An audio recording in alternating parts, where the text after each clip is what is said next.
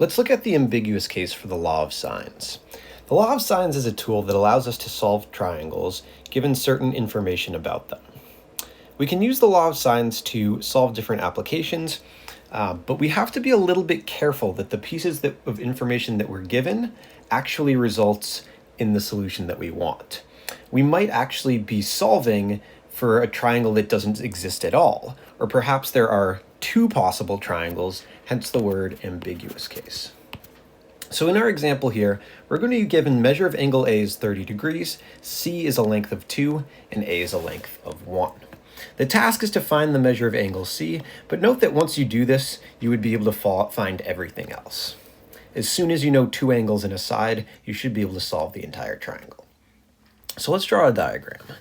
I'm going to draw my angle A is 30 degrees. Now I don't know how long this side here, B, is going to be, so I'm going to draw a dotted line to say we don't know how long it is yet. I know that C is 2.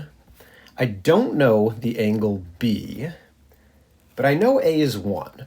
So maybe this is A, the side A, which is 1. Maybe it's somewhere here, 1. Maybe it's a right triangle and goes straight down and is 1. We don't know. So I'm just going to draw it like this for now. And then that would be my part C. Or actually, let's draw it like this. Let's pretend we don't really know. And here would be point C. So somewhere, all of this is going to come together. And this is 30 degrees. So based on the law of sines, I can say that the sine of angle A over side A, so sine of 30 degrees over 1, should be equal to the sine of angle C over side C. So equals sine of C over 2. Multiplying both sides of my equation by 2, I would get that 2 sine of 30 degrees is equal to sine of C. I could use a calculator, but sine of 30 degrees is a special right triangle. So I know that sine of 30 is 1/2. So 2 times 1/2 is equal to sine C. 2 times 1/2 is 1. So 1 is equal to sine of C. Now again, because this is a special right triangle, you probably could figure out what that angle C would have to be. Otherwise, what we could do is we could take the arcsine of 1 and say that is equal to the arcsine of sine of C. Arcsine and sine, in this case, sort of cancel out, leaving us with arcsine of 1 is equal to C. Arcsine of 1, you could put into a calculator. It's going to return the angle 90 degrees is equal to angle C, telling us that this in fact was a right triangle. And so a proper diagram might look something like this, where angle C is 90 degrees. The side B would not extend all this way. It would go to right there. And this would be 1. And then we could solve the rest of the triangle, filling in 60, just using the fact that it adds to 180, and so on and so forth. One point to note here, I said arcsine of sine is sort of C. Note that arcsine returns an angle in quadrant 1 or quadrant 4. The arcsine function is defined, and its graph looks a little something like this. So you can insert ratios anywhere from -1 to +1, and you'll get outputs anywhere from pi over 2 to negative pi over 2, or negative 90 degrees to positive 90 degrees. So we input 1 into the arc function, and we got out 90 degrees. We input 1, we got out pi over 2. The other way of looking at that is looking at the unit circle. And we looked at where would the ratio, or where would the y value be 1. It's at this coordinate 0, 1, which occurs at 90 degrees, or pi over 2. And we only have quadrant 1 and quadrant 4. But as far as a triangle, a simple right triangle is concerned, we should only really be getting outputs in quadrant 1. In quadrant 1, our outputs are going to be between 0 and 90 degrees. So in the case that we have an obtuse angle, we might actually have to manually do something because we can only ever get outputs in this quadrant 1. Okay, so in this problem, it was easy enough to find the measure of angle C. What would happen if instead of A equaling 1, what if I had, for example, A is equal to, let's say 0.8, something less than 1. Visually, that would mean that going from B and somewhere here would be 0.8. We can see that this kind of looks like this segment would be dangling out here. If I tried to adjust it and swing it over to the right or swing it over to the left, it's not going to touch this potential place where side B is. Therefore, no triangle can exist. No triangle. But let's say we didn't think about that and we didn't know that. And we wanted to use law of sines and to try this. So I would say that sine of 30 degrees over 1 is equal to sine of angle C over 2. Sorry, I lied. Sine of 30 degrees over 0.8 because we just changed that. Okay, so it's the exact same setup we did before, but this time I've put in 0.8 because we're trying to say, okay, what if the side was 0.8? Solving this out, I multiply both sides by 2. I get 2 sine of 30 degrees over 0.8 is equal to the sine of C. 2 divided by 0.8, well, that's like 2 divided by 8 over 10, which is the same thing as 2 times 10 over 8, which is 20 over 8, which is 10 over 4, which is 5 over 2. So all of this condenses to 5 sine of 30 degrees over 2. This is just a little side calc, equals sine C. I could put this sine of 30 into a calculator, but I know that it's just 1/2, so I can do 5 times 1/2 over 2 equals sine C. This is the same thing as saying 5 times 1/2 divided by 2. That would be giving me 5/4 equals sine C. Now I can do my arc sine, so I can say arc sine of 5/4 equals arc sine of C. And it sort of cancels. We just have to be careful because we're always going to land in quadrant 1. And we want to make sure to think about that. But more or less, we will get arc sine of 5 over 4 is equal to C. But there's a problem here. Can you see what the problem is?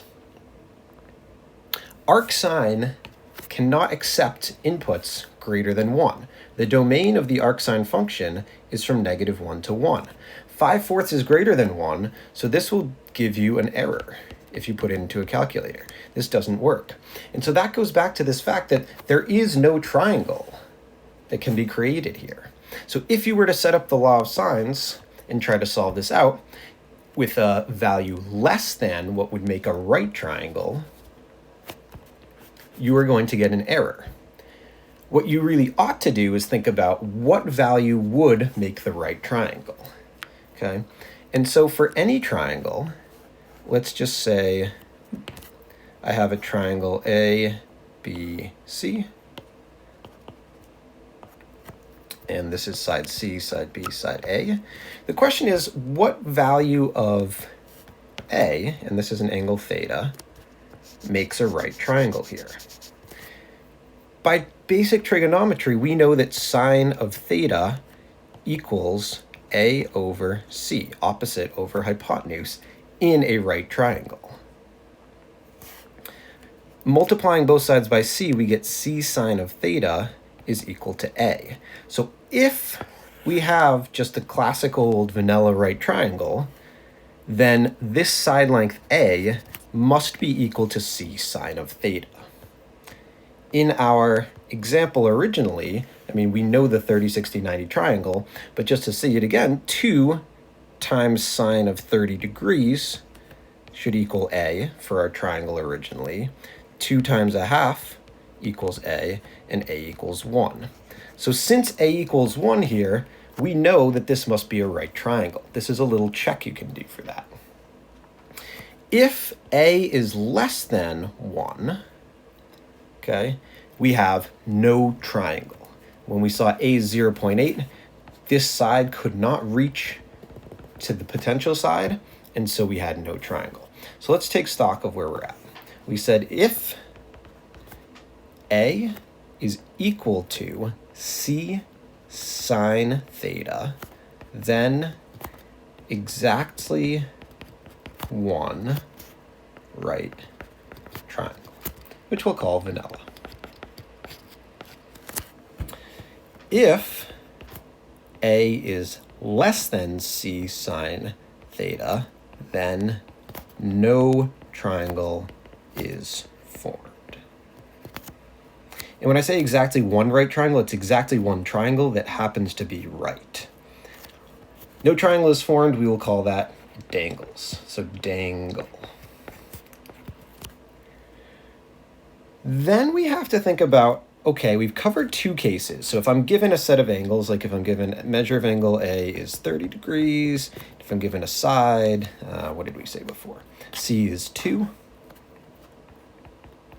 And then if I get my last side and we say A is equal to something else, let's say it's greater than C sine theta. So let's say it's greater than 1 in this case. Let's go with 1.5. Okay. What if A is greater than C sine theta? Then what? So let's try it out. We're going to draw our triangle again. I'm going to draw my dotted line to represent the unknown side. Here's an angle theta, but we know that to be 30 degrees because we'll call that A. C is 2, and A is 1.5. And because we said a value of 1 would make a right angle, 1.5 is longer than that. So to actually make a triangle, we would need to go somewhere this way, or it's even possible that we might be able to go this way. And that's kind of ambiguous. There's two possibilities. So what we're gonna, I don't know why we're getting rid of that. So what we're gonna do is let's just look at one of the possibilities for a second. If this was 1.5, well, let's proceed and just use the law of sines. So we'll say sine of side, and we'll call this B and C. Sine of 30 degrees over 1.5 must have to equal sine of C over 2. That's the law of sines. Solving, we could do 2 sine of 30 degrees all over 1.5 is equal to sine of C. Now 2 divided by 1.5, let's do a little aside. 2 divided by 3 over 2 is the same, which is the same as 2 times 2 over 3, which is equivalent to 4/3. So all of this is equivalent to 4/3 sine of 30 is equal to sine C. Sine of 30 is 1/2. You could put a calculator if it wasn't 30, but we know that that's 1/2. And so we get that is equal to sine C. 4 times 1 is 4, 3 times 2 is 6, and we get 2/3 because 4/6 is equal to sine C. Now we are going to take the arcsine of both sides. Arcsine of 2/3. We'll take the arcsine of sine C, which kind of cancels. Be careful to say that it 100% cancels because we know from domains that it doesn't, but it sort of does. So arcsine of 2/3, well, that we're definitely going to need a calculator for. It falls in the range, or the domain, I should say, of our arcsine function, -1 to +1, pi over 2 to -pi over 2. So 2/3 is going to be like somewhere over here. So we should expect an angle a little less than pi over 2. So I'm going to plug that into my calculator. And we will say, let's take arcsine of 2 over 3. And I'm getting the angle approximately, so we're going to say C is approximately equal to 41.81 degrees. So in the case that our triangle is like this, we have 41.81 degrees. And that's an angle that's in quadrant 1. If we looked at our unit circle slice, 41.81 degrees is somewhere right here, and that's fine. It's in quadrant 1. But the thing to note is we said because this is ambiguous, there was a possible second way we could have made our triangle. So instead of having the side go there with 41.81, the side could have been there, and this could have been angle C, an obtuse angle. But the obtuse angle would never land in quadrant 1. An obtuse angle would probably end up in quadrant 2, between 90 and 180. So we need to think about what angle would be in quadrant 2 that has the same reference angle as 41.81. Easiest way to do that is just 180 minus 41.81. And so I'll put that into my calculator. 180 minus 41.81. And we'll get 138.19. So in the case that the triangle looked like this, it was 138.19 degrees. So there's two possible values. The measure of angle C is either 41.81 degrees or 138.19 degrees. Notice that that's going to affect, so either of these triangles was possible. The length of side B would either be this would be B if it's the obtuse triangle, or if it was the longer acute angle there, this would be B. So that's going to affect what the length of B is if you actually go to find the triangle. It's also going to affect the size of angle B. One other way that you could know without thinking about quadrants and trig and stuff is just basic geometry. This triangle here is isosceles, if we just look at this. So that means this is also 41.81. It's on a straight line here, so these two angles are linear pairs, so that's another reason I can just do 180 minus 41.81. Okay, so if A is greater than C sine theta, then it's ambiguous. Okay, two triangles can be formed. Except, and there is an except, what if we had something larger than 2? So let me scroll down. Let's say I had a 2 here. Let's draw a dotted line. Let's say I had like 3 as my last side. If I swing this over, if I swing all the way here, 3 is longer than 2. So I'm going to have to go beyond it to make a triangle. But that's going to invalidate the fact that my angle has to be formed here. If I take this side and if I swing it out and land somewhere over here, well, now I don't have this angle anymore. I have a supplementary angle to it. So if this side is greater than 2 or greater than whatever that side is, then we actually still only get one triangle. And that's also going to be true if it's exactly equal to 2. So if we imagine it being equal to 2, well, first of all, that should be really easy because if this is 30, that's isosceles, this is 30. But we can't swing this around because if we swing it around, we'll swing down, down, down, down, down. We're going to land right here on top of itself, and we'll have not a triangle at all, but two sides of 2 just sitting on top of each other. So a criteria we're going to add, if this A is between, in our case we're calling it C, if A is between C and C sine theta, then it's ambiguous and 2 triangles can be formed. And then our final thing to think about is if A is greater than or equal to C, then one triangle can be formed.